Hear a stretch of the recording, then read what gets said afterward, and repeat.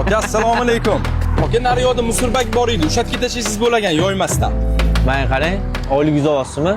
Ha? Ishingizmi? Qilasizda, aka. Bo'l. Ishingizni bilib qiling. Assalomu alaykum. Hurmatli fuqaro. Assalomu alaykum. Xizmat inspektor Safdor Mo'minov bo'laman. Siz komandir?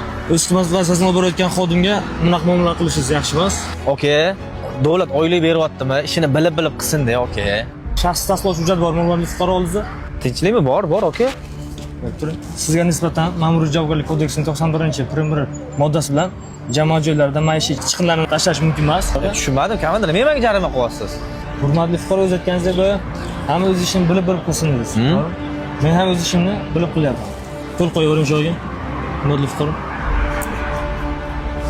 Hurmatli fuqaro, bu jarima, bu choralar sizni jazolash emas, balki o'sha hududning tozaligi, sanitariya holati va ekologiya xavfsizligini ta'minlash maqsadida qo'llanadi. Kelgusida jarima qo'llanishining oldini olish maqsadida, ya'ni ekologiya vaziyatlarini yaxshilash maqsadida tuzilyapti. Hurmatli fuqaro, charchamang.